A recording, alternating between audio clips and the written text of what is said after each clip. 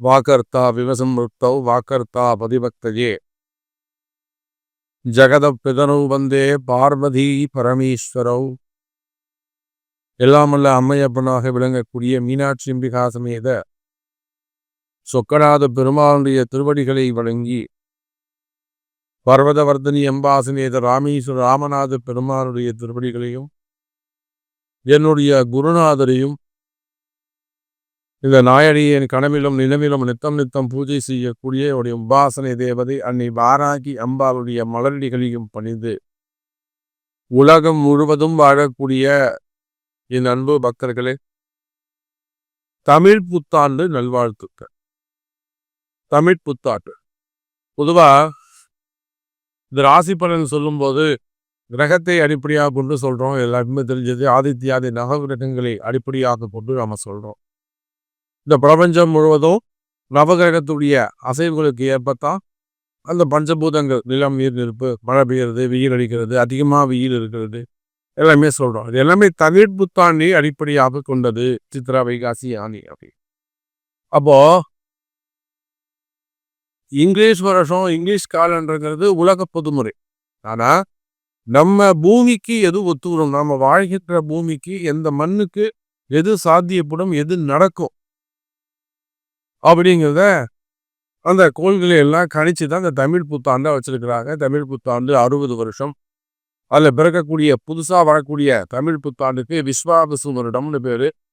அது ஏப்ரல் 14ஆம் தேதி அன்னைக்கு பிறப்பது சித்திரை 1.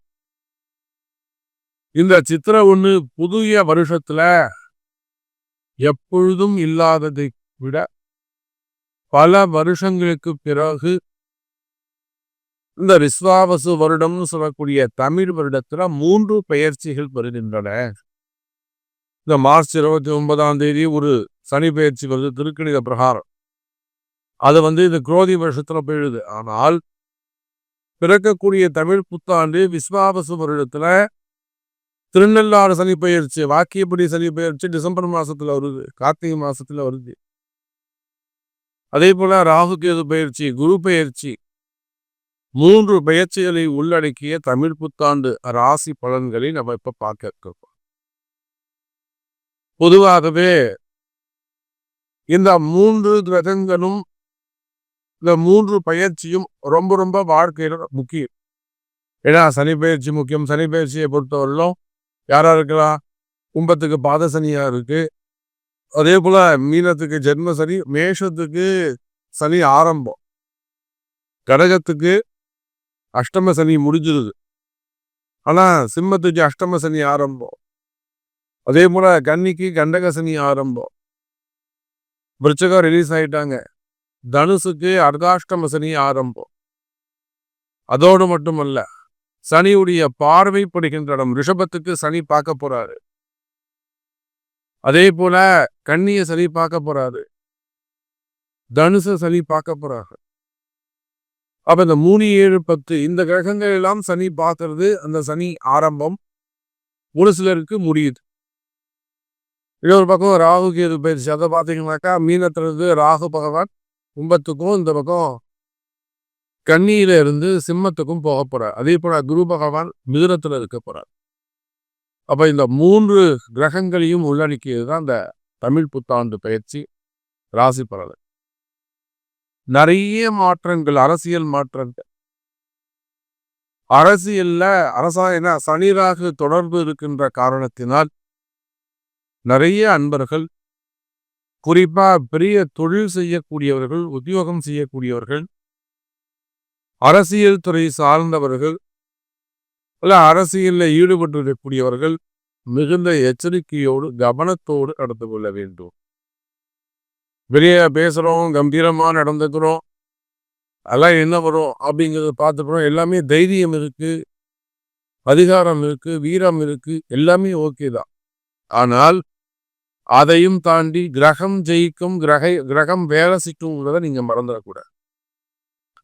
நாம சமீப காலமாக நிறைய விஷயங்கள் நம்ம பார்க்கிறோம், எப்படிலாம் நடந்துகிட்டு இருக்கு. பெரிய பெரிய அரசியல் தலைவர்கள், அமைச்சர் பெருமக்களுக்கு கூட இந்த ஆதித்யாதி நவகிரகங்கள், குறிப்பா அவங்களுக்கு கீழே இருக்கக்கூடியவர்கள், கூடவே இருந்து வேலை செய்யக்கூடியவர்கள், சனி அடிமை தொழில் செய்யக்கூடியவர். சனின்னு சொல்லிட்டாலே அடிமை கீழே உங்களுக்கு கீழே வேலை செய்யறது தான் உங்களுக்கு எதிரியா இருப்பான். உண்மையா இல்லையா? அதே போல உங்கள்கிட்ட கை கட்டி சரிங்க சரிங்க சரிங்க அப்படின்னா அவனை நம்பக்கூடாதுன்னு அர்த்தம். அவன் தான் ஏதோ பெருசா அவங்கள்ட்ட ஆசைப்படுறான்னு அர்த்தம். அப்போ அதே போல அரசியல் தலைவர்களாக நீங்க இருக்கலாம், அல்லது சினிமா துறையை சார்ந்தவர்களாக இருக்கலாம், பெரிய தொழிலதிபர்களாக ஒரு பெரிய பிசினஸ் ஒரு 50 கோடி 100 கோடி முதலீடுகள் செய்து பெரிய ஃபேக்டரி எடுத்து செய்யக்கூடியவர்களாக இருக்கலாம். இப்போ கூட நம்ம பார்த்தீங்கன்னாக்கா கோயம்புத்தூர் சைட்ல ஒரு பெரிய ஃபேக்டரி ஒரு 60 கோடி ரூபாய்க்கு ஒரு மிஷினரியே போட்டு புதுசாக ஆரம்பிச்சு அந்த அளவுக்கு ஒரு செய்கிறாங்க.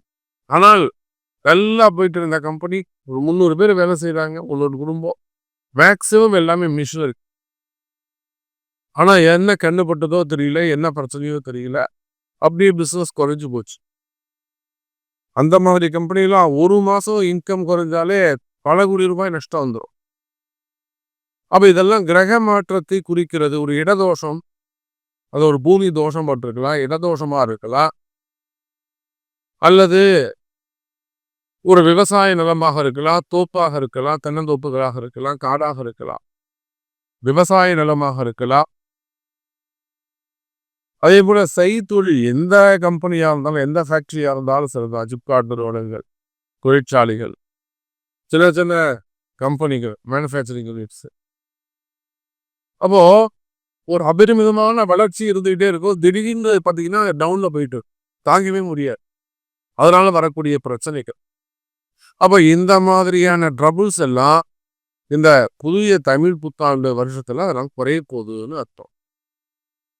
அதோடு மட்டுமல்ல, இன்னும் கூட பல விதமான மாற்றங்கள்.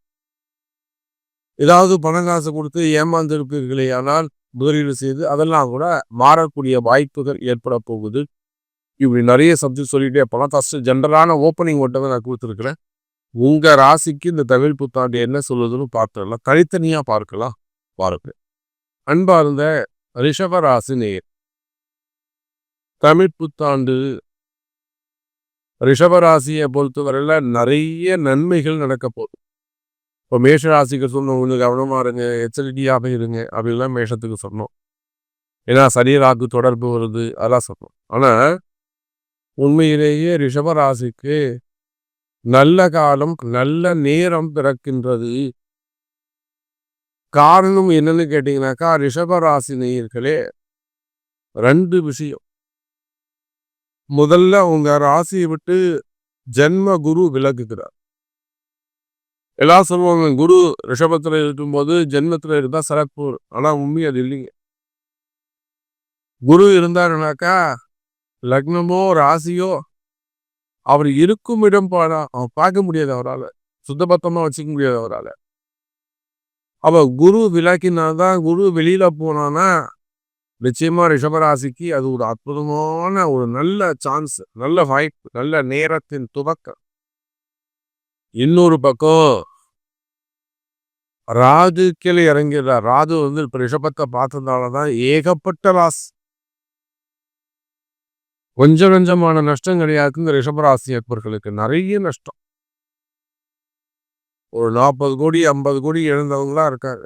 ஏன் ஒரு சாதாரணமா ஒரு 30,000 ரூபா 40,000 ரூபா அல்ல ஒரு 70,000 ரூபா சம்பாதிக்கிறார் ஒருத்தர், அப்படி வச்சுப்போம். ஒரு 70,000 ரூபா இந்த உடுமலைப்பேட்டையில 70,000 ரூபா சாதாரணமா ஐடியில வேலை செய்யறாரு, சம்பாதிக்கிறார்.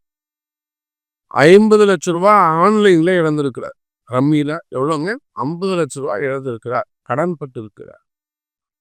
கேட்கும்போது எவ்வளவு ஒரு பைத்தியக்காரத்தனமா இருக்கு ரிஷபராசி. அப்போ நீங்க எவ்வளோ ஸ்மார்ட்டா இருந்தாலும் சார், நீங்க எவ்வளோ புத்திசாலியாக இருந்தாலும், நீங்க எவ்வளோ டேலண்டா இருந்தாலும் கிரகம்தான் சார் ஜெயிக்கும். உங்களை அழகா கை பிடிச்சி இழுத்தும் போய் இந்த சேரா உட்கார வச்சு குடுங்க வச்சு எழுப்பி அனுப்பி விட்டுடும். அது வரையிலும் உங்க புத்தியே வேலை செய்யாது. எப்படி நடந்ததுன்னே உங்களால் கண்டுபிடிக்க முடியாது.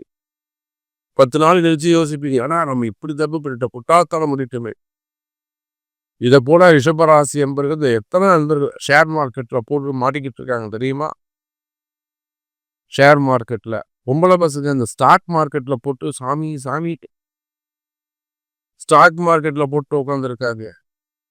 அந்த ஸ்டாக் மார்க்கெட்ல போட்டது ஷேர் மார்க்கெட்ல போட்டதா போலீஸ் கேஸ் வம்பு வழக்குல போய் சிக்கல்ல மாட்டிக்கிட்டு இருக்காங்க. நம்மகிட்ட வந்து சாமி எப்படியாவது இதை காப்பாற்றி கொடுங்க. ஸோ என்னை நம்பி நான் ஒரு 4 பேர்கிட்ட வாங்கிட்டேன். அவங்க நம்ம திருப்பி தரணும்ல, எனக்கு கூட அது தேவையில்லை. அவங்களுக்கு வாங்கி கொடுங்க சாமி, கொஞ்சம் ஹெல்ப் பண்ணுங்க சாமி. அப்போ இதெல்லாம் நம்ம அவங்களுக்கு கிளியர் பண்ணி பண்ணுறோம். அப்போ ஸ்டாக் மார்க்கெட்டு, ஷேர் மார்க்கெட்டு இதுலெல்லாம் ஏகப்பட்ட லாஸ், இழப்புகள், பண இழப்புகள், ஏமாற்றங்கள் ஏற்பட்டிருக்கும். நிறைய அன்பர்கள் டீச்சர்ஸு, கவர்மெண்ட் ஜாப் செய்யக்கூடியவங்க, சம்பந்தமே இல்லாத துறை ரீதியான நடவடிக்கைகள், எப்பயோ செஞ்ச ஒரு விஷயத்துக்கு பழிவாங்கிறதுக்காக எவனாவது எழுதி போட்டிருப்பான். துறை ரீதியான நடவடிக்கைகள், வம்பு வழக்குகள், வீண்பழி, அவமானங்கள், தலைமுடிவு. அரசு அதிகாரிகள் நம்ம சொல்ல முடியும், சார் காவல்துறையில உயர்ந்த ஸ்தானத்துல இருக்கிறாரு சார், நல்ல ஒரு உயர்ந்த ஸ்தானம், அவர் போஸ்டிங் சொன்னாலே இப்ப நடந்த சம்பவங்கள் அவங்களுக்கு தெரிஞ்சிடும். காவல்துறையில உயர்ந்த ஸ்தானத்துல நல்ல பொசிஷன்ல இருக்கிறாங்க, அவருக்கு தேவையில்லாத ஒரு வீண்பழி, அவமானம். வாராகி இடத்திலே வருகிறார்கள், அது எப்படியாவது நம்ம காம்ப்ரமைஸ் பண்ணணும், நல்ல முறையில முடியணும், அது திரும்பவும் அந்த போஸ்டிங்ல போய் உட்காரணும் சாமி.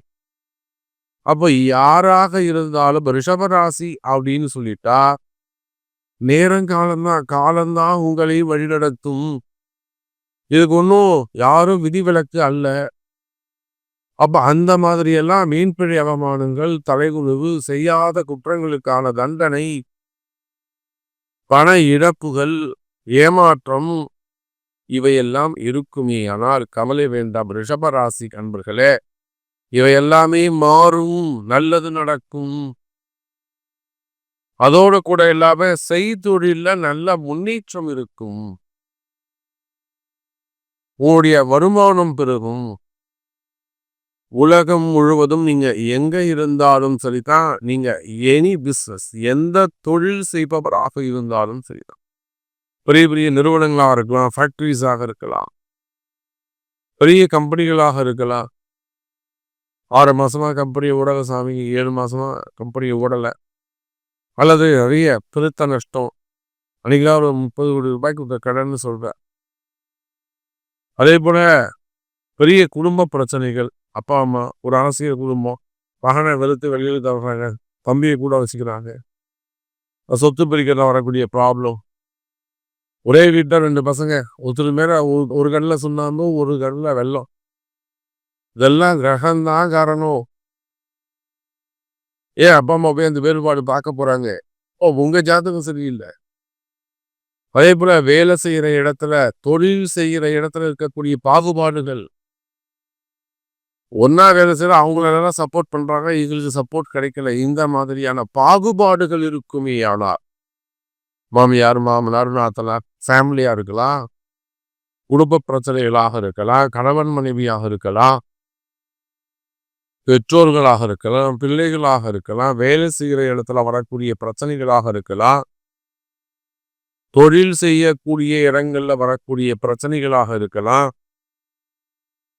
அப்ப இதெல்லாம் ரிஷபராசி நேயர்களே, இந்த மாதிரியான பிரச்சனைகள் இருக்குமே. ஆனால் அவையெல்லாமும் சரியாவதற்கான வாய்ப்புகள் உண்டு. அதே போலத்தான் உத்தியோகம், வேலை மாற்றங்கள் ஏற்படும். ரிஷபராசி நேயர், நிறைய ரிஷபராசி என்பவர்கள் இந்த வேலையை நான் மாத்திக்க போறேன், வருமானமே இல்லை, பத்தலை, போறல, இல்லைன்னா வேலையே கிடைக்கல, கமிட்மெண்ட், வருமானம் குறைவு. ஸோ வேலை விஷயத்துல ரிஷபராசி என்பவர்கள் நிறைய கஷ்டப்பட்டு இருக்கீங்க, நமக்கே தெரியும். பேர்ன் த வேட். எத்தனையோ வெளிநாட்டு அன்பர்கள், ரிஷபராசி அன்பர்கள், நம்ம சொல்றோம், அந்த பூஜைகள் பரிகாரங்கள் செஞ்சு கொடுக்குறோம். அப்போ வேலையில மாற்றங்கள் நிகழும். இன்னும் சொல்ல போனா வேலை வாய்ப்புகளுக்காக வெளிநாடு செல்லப்படும். சாமி வெளிநாடு போவனா, இல்லை எங்க வீட்டுக்காரங்க இருக்கார் நான் போய் சைன் பண்ணுவேனா, அது போல வெளிநாட்டு யோகங்கள் கிடைக்கும். அதே வெளிநாட்டிலே வேலை செய்கிறீங்க, நான் இந்த கம்பெனி மாறிக்கலாமா, ஜாப் சேஞ்ச் பண்ணலாமா, பொதுவாக எங்கே வேணாலும் வேலை செய்யுங்க, ஜாப் சேஞ்சஸ் செய்யலாமா, அதெல்லாம் ஒரு முறை ஆலோசனை கேட்டு உங்க ஜாதகம் என்ன சொல்லுது அப்படிங்கிறத பார்த்து நிச்சயமா ரிஷபராசி அன்பர்களே வேலை மாற்றங்கள் உண்டு. பதவி உயர்வு ஆரம்பத்திலே சொல்லிட்டேன், வேலை மாற்றங்கள் உண்டு. அப்போ ரிஷபராசிக்கு வருமானம் சிறப்பா இருக்கும், வேலை வாய்ப்புகள் சிறப்பானதாக இருக்கும், முன்னேற்றம் சிறப்பானதாக இருக்கும் என்பதை சொல்லிக்கொண்டு நிறைய விஷயங்கள் நம்ம பேசிக்கிட்டே போனால் ரிஷபராசிக்கு உங்களுடைய கேள்வி என்ன, உங்களுக்கு என்ன நடக்கணும் அப்படிங்கிறத உங்களுடைய பிறப்பு ஜாதகம்தான் முடிவு செய்யும், தீர்மானிக்கும். எனவே மீண்டும் ஒரு அற்புதமான பதிவில் உங்களை சந்திக்கிறேன். நன்றி, நமச்சிவாயம். ஜெய் வராகி, ஜெய ஜெயவர்.